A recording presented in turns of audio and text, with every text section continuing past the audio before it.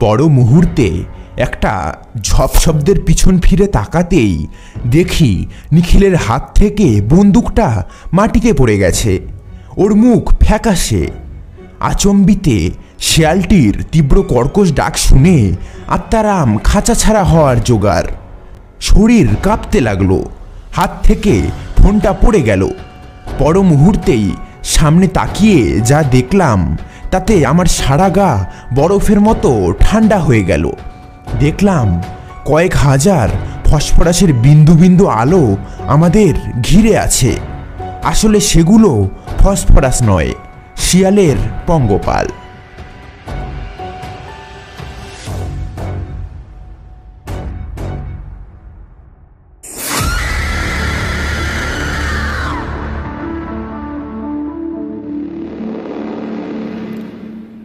নমস্কার আমার প্রিয় শ্রোতা বন্ধুরা, প্রেত ভাণ্ডারের আরও একটি নতুন গল্পে আপনাদের সকলকে স্বাগত। আজকের পর্বে আপনারা শুনতে চলেছেন লেখক অনিকেত মাইতির লেখা গ্রাম বাংলার ভূতের গল্প মায়া মৃত্যু। তো প্রতিবারের মতো আজকেও গল্প পাঠে ও বিভিন্ন পুরুষ চরিত্রে আছি আমি কিশোর। তো চলুন আর বেশি কথা না বাড়িয়ে চলে যাওয়া যাক অনিকেত মাইতির লেখা গ্রাম বাংলার ভূতের গল্পে। শুরু হচ্ছে মায়া মৃত্যু।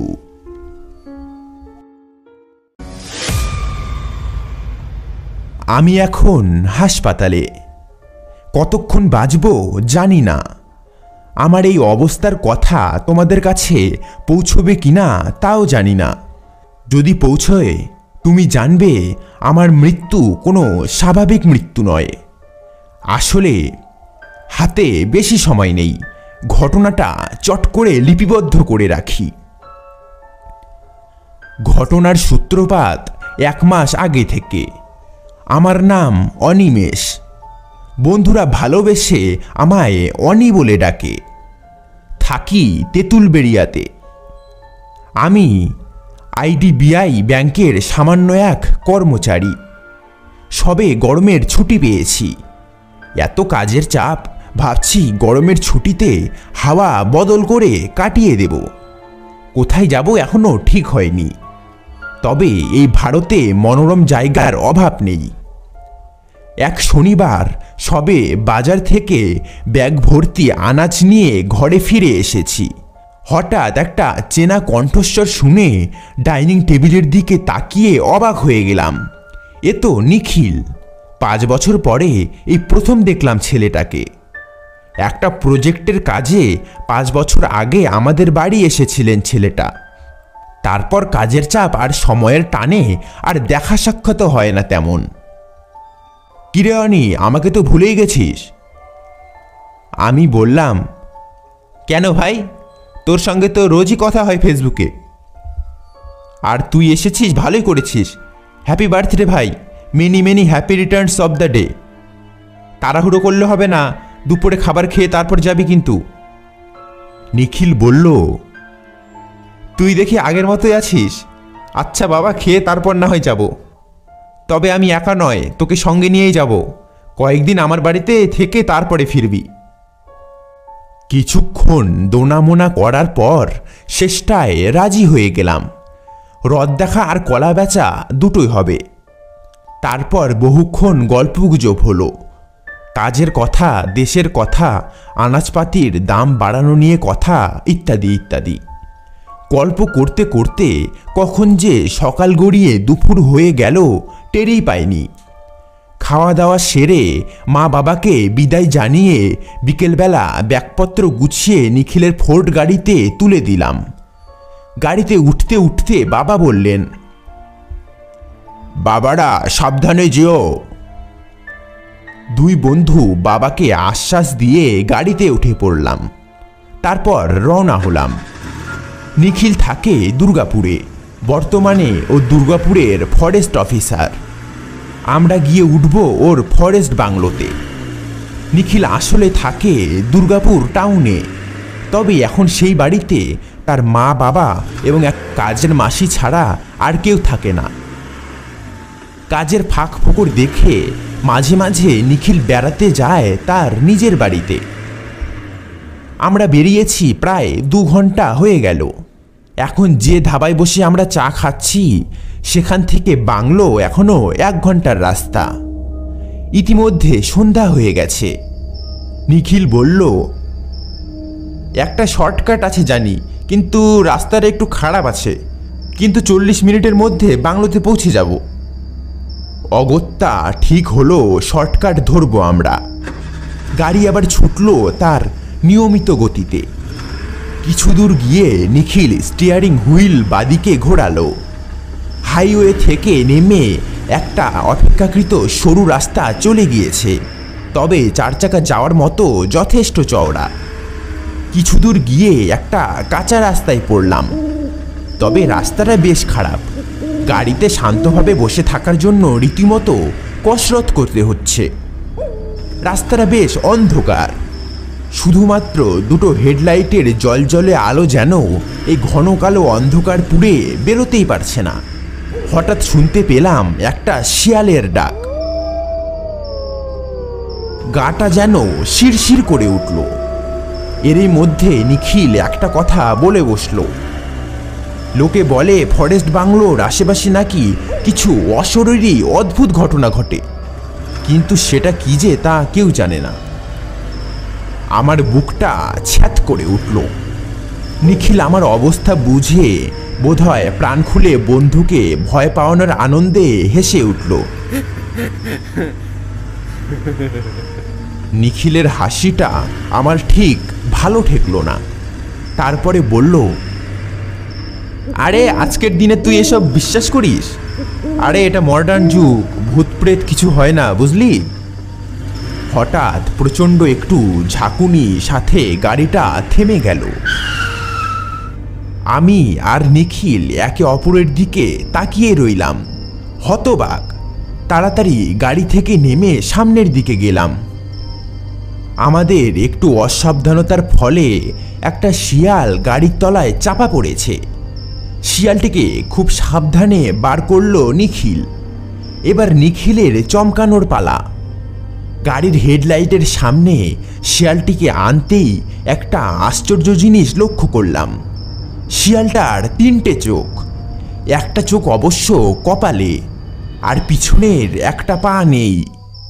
তার থেকেও অবাক লাগলো এটা দেখে যে ওর গায়ে লাল ডোরা কাটা দাগ।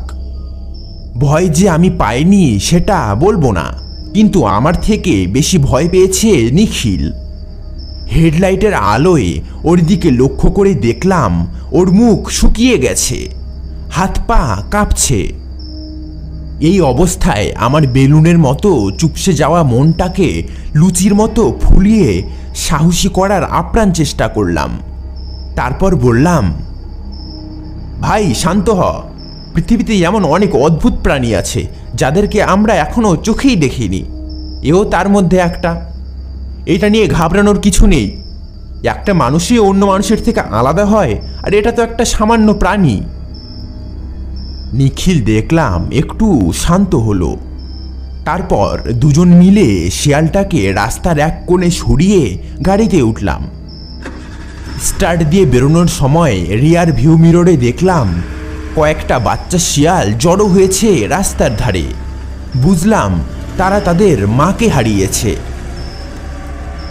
বাংলোতে পৌঁছতে পৌঁছতে রাত 9টা বেজে গেল। বাংলোটা ছোট হলেও বেশ গোছানো। কাঠের সিঁড়ি দিয়ে কয়েক ধাপ উঠতেই একটা ব্যালকনি, তারপর বাঁদিকে ঘরে ঢোকার দরজা। একটা মাঝারি সাইজের ডাইনিং হলের ডান পাশে 2টো বড় রুম, আর বাঁ পাশে রান্নাঘর আর বাথরুম। সব মিলিয়ে একটা সুসজ্জিত ঘর। হাত পা ধুয়ে ফ্রেশ হয়ে ডাইনিং হলে নরম সোফাতে গিয়ে বসলাম। নিখিল বলল, ভাই তুই বস, আমি দেখছি রাতে কি খাওয়া যায়। আমি বললাম, আরে অত চাপ নিস না, যা হোক একটা হলেই হলো। তা তোর ঘরটা বেশ পরিপাটি, একা হাতে কি করে মেনটেন করিস এই সব? নিখিল একটু হাসলো, তারপর রান্নাঘরের দিকে চলে গেল। ইতিমধ্যে আমিও পকেট থেকে মোবাইল বের করে বাবাকে জানিয়ে দিলাম আমরা পৌঁছে গেছি। তারপর হাতে কাজ নেই দেখে ডাইনিং টেবিলে রাখা খবরের কাগজ পড়তে আরম্ভ করলাম। আজকের খবরের কাগজ। নিখিলের বাংলোতে আসা থেকেই আমার মনে কেন জানি না একটা খচখচানি হচ্ছে। হতেই পারে পরিশ্রান্ত বলে আজেবাজে চিন্তা আসছে মাথায়। মন থেকে খচখচানি মুছে ফেললাম তখনকার জন্য। প্রায় 15 মিনিট পর আমার নাকে চিকেন কারির লোভনীয় সুগন্ধ এলো। মনটা যেন খানিকের জন্য নেচে উঠল। হাজার হোক ফরেস্ট বাংলোয় এসেছি বলে কথা, আর ফরেস্ট বাংলোতে এসে মাংস খাবো না এটা কি হয়? কিন্তু পরক্ষণেই একটা খটকা লাগলো মনে। এত তাড়াতাড়ি কাঁচা মাংস রান্না হয় কি করে? পরক্ষণেই মনে হলো হয়তো আগে থেকে করা ছিল, এখন একটু শুধু মশলা দিয়ে কষিয়ে নিচ্ছে হয়তো। কিন্তু তাও সন্দেহটা রয়ে গেল। ক্লান্ত ছিলাম বলে বোধহয় ব্যাপারটাকে নিয়ে আর বেশি ভাবতে ইচ্ছে করেনি। খাওয়া দাওয়া সেরে নরম বিছানায় গা এলাতেই ঘুমের জগতে পাড়ি দিলাম। চোখ খুলে দেখি ঝলমলে রোদ আমার চোখকে আলো আঁধারির খেলায় মাতিয়ে তুলেছে। বুঝলাম বেশ গাঢ় ঘুমে রাত কাবার করেছি। ডাইনিং টেবিলে নিখিলের সাথে দেখা হলো। টোস্ট আর চা সাজানো হয়েছে। সে বলল, গুড মর্নিং ভাই, তাড়াতাড়ি খেয়ে নে, শিকারে বেরোবো। আমি অবাক হয়ে বললাম, শিকার তো এখন নিষিদ্ধ, তাহলে তুই? নিখিল হেসে বলল, শিকার করা নিষিদ্ধ সেটা একেবারে ঠিক কথা, কিন্তু ফরেস্ট অফিসারদের জন্য স্পেশাল কিছু নিয়ম বানিয়ে ছোট ছোট বনমুরগি আর খরগোশ জাতীয় প্রাণী শিকার করার অনুমতি দেওয়া আছে। তাই আর বেশি কথা না বাড়িয়ে চটপট খেয়ে নে, বনমুরগি শিকারের উদ্দেশ্যে বেরোবো। অগত্যা খাওয়া দাওয়া সেরে বেরিয়ে পড়লাম। নিখিলের কাঁধে ডনওয়ালা বন্দুক। নিখিল খুব ভালো শিকারী। একবার ওর মুখে শুনেছিলাম বহু বছর আগে ও নাকি এক গুলিতে অব্যর্থ নিশানায় একটা ফুর্তিবাজ এবং দুরন্ত বাঘকে ঘায়েল করে দিয়েছিল। কিন্তু সত্যি কথা বলতে শিকারটা আমি খুব একটা ভালো চোখে দেখি না। আমার মতে পৃথিবীতে সকলেরই বাঁচার অধিকার আছে, সে মানুষই হোক বা পশু পাখি। এসব ভাবতে ভাবতে আমি বোধহয় একটু অন্যমনস্ক হয়ে পড়েছিলাম। জঙ্গলের রাস্তায় চলতে গিয়ে যা হয় তাই হলো। একটা লম্বা গাছের গুড়িতে হোঁচট খেয়ে পড়তে পড়তে বেঁচে গিয়েছিলাম। নিখিল এতক্ষণে বোধহয় আমার অন্যমনস্কতা লক্ষ্য করেছিল। এবার সে বলল, তুই তো শিকার আবার পছন্দ করিস না, সেটা আমি জানি। তোকে জঙ্গলের মধ্যে নিয়ে আসার কারণ এই মনোরম দৃশ্য উপভোগ করানো। তুই শহরে থাকিস, পশু পাখিদের মিষ্টি গান আর গাছের পাতার স্বর শব্দ তুই খুব একটা বেশি শুনিসনি। তাই বলছিলাম তুই এই দৃশ্য উপভোগ কর, আমি ততক্ষণে এই চট করে বনমুরগির সন্ধানে বেরিয়ে পড়ি।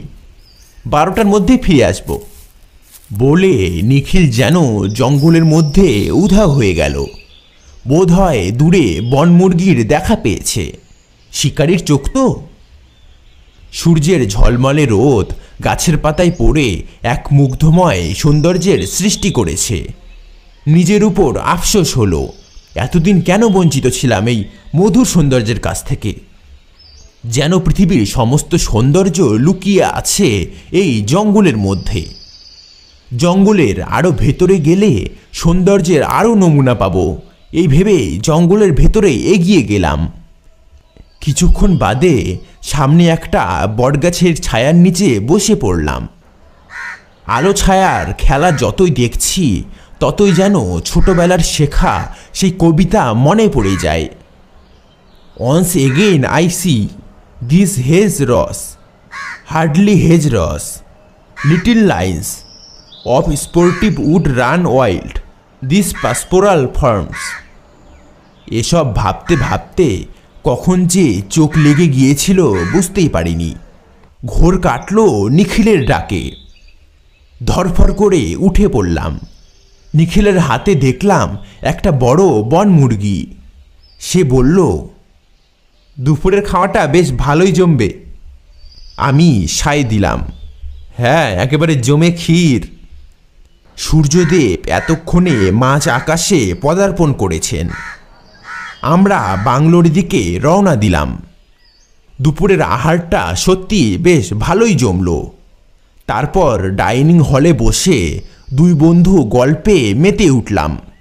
কিছুক্ষণ গল্পগুজব করার পর নিখিল একটু গম্ভীর হয়ে বলল, আচ্ছা অনি, তুই কি সত্যি ভূতে ভয় পাস না? হঠাৎ এ প্রশ্ন শুনে আমি থতমত খেয়ে গেলাম। বললাম, এমনিতে খুব যে একটা ভয় পাই না সেটা বলতে পারছি না। ভূত দেখার কৌতূহল আমার আছে, কিন্তু তবুও কেন জানি না ভূতের নাম শুনলে গাটা একটু হলেও ছমছম করে ওঠে, তাই আর কি। নিখিল খানিকক্ষণ চুপ করে বসে রইল। তারপর সে যেটা বলল তার জন্য একেবারে প্রস্তুত ছিলাম না আমি। সে বলল, ভূত হয়তো তোকে দেখা দিলেও দিতে পারে। আমি অবাক এবং হতভম্ব হয়ে বললাম, মানে? কিন্তু মানেটা আর জানা হলো না, কারণ ঠিক তখনই নিখিলের ফোনটা বেজে উঠল। কল রিসিভ করার কিছুক্ষণের মধ্যে নিখিলকে একটা কাজে বেরিয়ে যেতে হয়েছিল, আর আমার মনে কৌতূহল আরও বেড়ে গিয়েছিল। নিখিল ঘুরিয়ে পেঁচিয়ে কথা বলতে ভালোবাসত ছোটবেলা থেকেই। ওর কথা কোনোবারেই আমি এক চান্সে বুঝতে পারতাম না। প্রত্যেকবারই নিখিল আমার জন্য কথার মানে বের করে বুঝিয়ে দেয়, একটু দেরি হয় অবশ্য। এবারেও ভেবেছিলাম নিখিলের সব কথার মারপ্যাচ নিখিল বুঝিয়ে দেবে, কিন্তু তা আর হলো কই। সেদিন অবশ্য নিখিলের ফিরতে একটু দেরি হয়েছিল, আর দুজনের মাথা থেকে এই প্রসঙ্গটা একেবারে মুছে গিয়েছে। কিন্তু এখন নিখিলের সব কথার উত্তর পেয়ে গিয়েছি। শুধু একটা উত্তর এখনো পাইনি, আর কোনোদিনও পাবো না। যাই হোক, আসল ঘটনায় আসি। আসল ঘটনাটা ঘটল 12 দিন পর। বেশ হেসে খেলে কাটছিল দিনগুলো। কখনো ভাবিনি একটা বিভীষিকাময় মুহূর্ত আমাদের জন্য অপেক্ষা করছে। সেদিন নিখিল আর আমি সন্ধ্যাবেলায় ফরেস্ট বাংলোর ব্যালকনিতে বসে চা খেতে খেতে ছোটবেলার গল্প করছিলাম। হঠাৎ একটা শেয়ালের ডাক শুনতে পেলাম। জঙ্গলের শেয়ালের ডাক, নতুন কিছু নয়, কিন্তু এই ডাকটা আর 5টা শেয়ালের থেকে বিকট এবং তীব্র। এই তীব্র ডাক বেশিক্ষণ কানে নেওয়া গেল না। ডাকটা শুনে মনে হলো শিয়ালটি যেন কোনো বিষয়ে চঞ্চল হয়ে পড়েছে, হয়তো কাউকে আক্রমণ করবে। কিন্তু এই শিয়ালের ডাক আর কানে নেওয়া যায় না। নিখিল আর আমি অগত্যা দেখতে বের হলাম ব্যাপারটা কি। নিখিল তার বন্দুকটা নিতে ভুলল না। তারপর ঝোপঝাপ পেরিয়ে মোবাইলের টর্চ জ্বালিয়ে হাঁটতে হাঁটতে আমরা বাংলোর পিছনটায় গেলাম, কারণ সেখান থেকেই শিয়ালের ডাক বেশি আসছিল। দেখলাম ঝোপঝাড়ের মধ্যে কি যেন একটা উকি মারছে। নিখিল দেখলাম বন্দুক উঁচিয়ে সেই দিকে তাক করেছে। ঠিক সেই মুহূর্তে ঝোপের আড়াল থেকে যেই প্রাণীটা বেরিয়ে এলো তাকে দেখে নিখিলের কি হয়েছিল মনে নেই, তবে আমার শিরদাঁড়া বেয়ে একটা শিহরণ বয়ে গেল। একটা শিয়াল, মানে সেই শিয়ালটা যে প্রায় 13 দিন আগে নিখিলের গাড়ির নিচে চাপা পড়ে মারা গিয়েছিল। না, কোনো ভুল নেই। টর্চের আলোয় স্পষ্ট দেখতে পেলাম সেই 3টে চোখ, 3টে পা, আর গায়ে সেই লাল লাল ডোরা কাটা দাগ। শিয়ালটির মুখের দিকে টর্চের আলো ফেলতেই পিলে চমকে উঠল আমার। দাঁতগুলো বের করে যেন বিদ্রুপের হাসি হাসছে শিয়ালটা, যেন বলছে, প্রতিশোধ নেব, প্রতিশোধ। পর মুহূর্তেই একটা ঝপ শব্দের পিছনে ফিরে তাকাতেই দেখি নিখিলের হাত থেকে বন্দুকটা মাটিতে পড়ে গেছে। ওর মুখ ফ্যাকাশে। আচম্বিতে শেয়ালটির তীব্র কর্কশ শুনে আত্মারাম খাঁচা ছাড়া হওয়ার জোগাড়। শরীর কাঁপতে লাগলো। হাত থেকে ফোনটা পড়ে গেল। পরক্ষণেই সামনের দিকে তাকিয়ে যা দেখলাম তাতে আমার সারা গা বরফের মতো ঠান্ডা হয়ে গেল। দেখলাম কয়েক হাজার ফসফরাসের বিন্দু বিন্দু আলো আমাদের ঘিরে আছে। আসলে সেগুলো ফসফরাস নয়, শিয়ালের পঙ্গপাল। সন্ধ্যার অন্ধকারে যেন এক মায়াবী রূপ ধারণ করেছে এই হাজার হাজার শিয়ালের হলদেটে চোখ। তারপর সব শিয়াল একসঙ্গে ডেকে উঠল। সেই সময় মনে হলো পৃথিবীর সমস্ত মৃত মানুষ যেন তাদের কষ্টকে ফুটিয়ে তোলার জন্য মরা কান্নার মাধ্যমে নিজেদের হালকা করার চেষ্টা করছে। তারপরে একটা পরিবর্তন লক্ষ্য করলাম। আগুনের ভাটার মতো চোখগুলো আস্তে আস্তে নড়তে আরম্ভ করলো। প্রথমে ভেবেছিলাম শিয়ালগুলো হয়তো অন্ধকার হয়ে বেরিয়ে আসবে আমাদের ভক্ষণ করার জন্য। তারপর দেখলাম ফসফরাসের বিন্দুগুলো একটা নির্দিষ্ট জায়গায় ঘুরপাক খাচ্ছে। আমি ভয়ে পিছিয়ে এলাম নিখিলের কাছে। এরপরেই দেখলাম সবগুলো ফসফরাসের বিন্দু যেন কোনো এক মায়া বলে একসঙ্গে মিশে গিয়ে একটা জ্বলন্ত হলদেটে গোলকের সৃষ্টি করেছে। কি উজ্জ্বল জ্যোতি, তাকাতেই পারছি না, চোখ যেন এবার ঝলসে যাবে। জ্বলন্ত আগুনের উপর দাঁড়ালে যেমনটা অনুভূতি হয় ঠিক তেমনই হচ্ছে আমার আর নিখিলের সাথে। আর চোখ খুলে রাখতে পারছি না, গা হাত অসহ্য যন্ত্রণা করছে। চোখে সম্পূর্ণ অন্ধকার দেখার আগে দেখলাম হলদেটে গোলকটা আমাদের দিকে এগিয়ে আসছে। সারা শরীর যেন পুড়ে যাচ্ছে।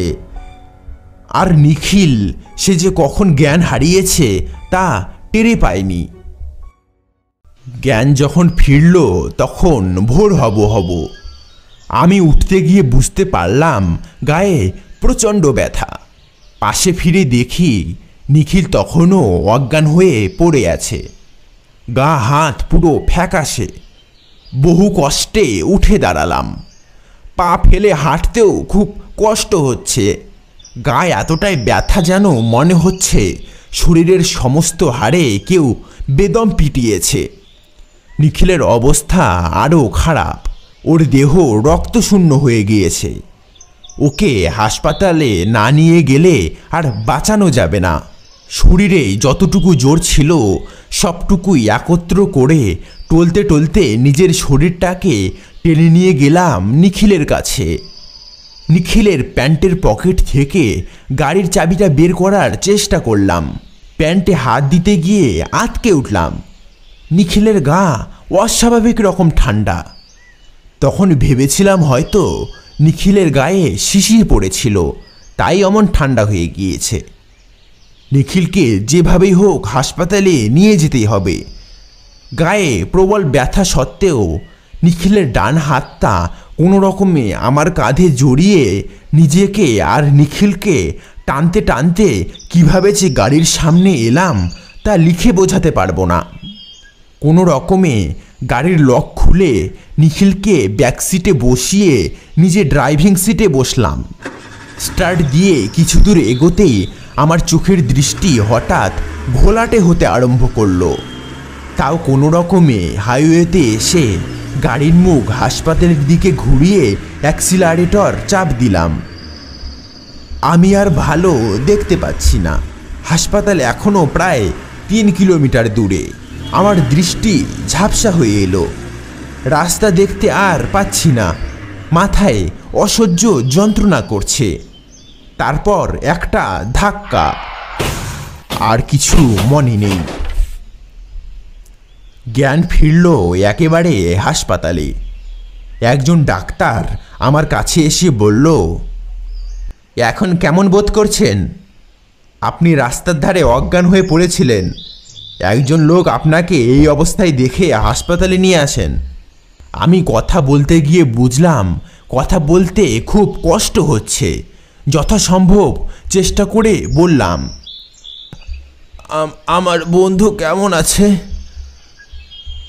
ডাক্তার বলল, আপনার সঙ্গে তো আর কাউকে আনেননি উনি। তা আপনার বন্ধুর নাম কি? নিখিল। নিখিলেশ ব্যানার্জি। ডাক্তার চমকে গিয়ে বলল, নিখিল ব্যানার্জি? উনি তো 15 দিন আগে মারা গিয়েছেন। ফরেস্ট ডিপার্টমেন্টের লোক ওনাকে বাংলোর পেছনে অজ্ঞান অবস্থায় উদ্ধার করে। হাসপাতালে যখন আনা হয় ওনাকে, তখন ওনার আপনার মতোই অবস্থা হয়েছিল, নিউমোনিয়া। গায়ে খুব কম পরিমাণে রক্ত ছিল। যদিও সাময়িক জ্ঞান ফিরেছিল, তখন উনি বারবার আপনার নাম ধরে ডাকছিলেন। তারপর শেষবারের মতো জ্ঞান হারালেন। ডাক্তারের কোনো কথা আমার কানে আর ঢুকলো না। তখন শুধু নিখিলের একটা কথাই আমার কানে বাজছিল। সে একবার বলেছিল যে আমাকে ভূত দেখা দিলেও দিতে পারে। এখন তার মানে পরিষ্কার বুঝে গেছি, নিখিল আমার প্রাণের বন্ধু ছিল।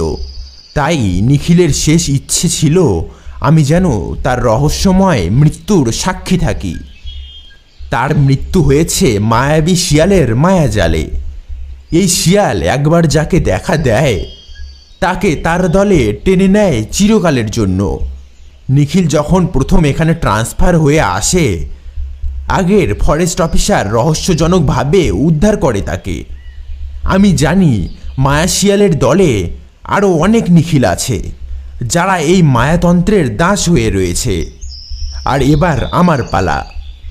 তাই এই গল্প যদি তোমাদের কারোর হাতে পড়ে, তাহলে জানবে এই পৃথিবীর মধ্যে এখনও অনেক রহস্য আছে যার বৈজ্ঞানিক ব্যাখ্যা এখনও পাওয়া যায়নি। আর কখনো ওই দিকে পা মারাতে এসো না, কারণ মায়া শিয়ালের কবলে পড়লে তোমার আর নিস্তার নেই। আর লিখতে পারছি না, শরীর প্রচণ্ড খারাপ লাগছে। ইতিমধ্যে মা বাবাও চলে এসেছে। আমাকে নিখিল ডাকছে। আর পারছি না লিখতে। নিখিলের গলা শুনতে পাচ্ছি। অনি, আয় অনি, আমি এখানে একা, একদম ভালো লাগছে না। তুই আয় অনি, তারপর দুজনে মিলে আবার নতুন করে জীবন শুরু করব।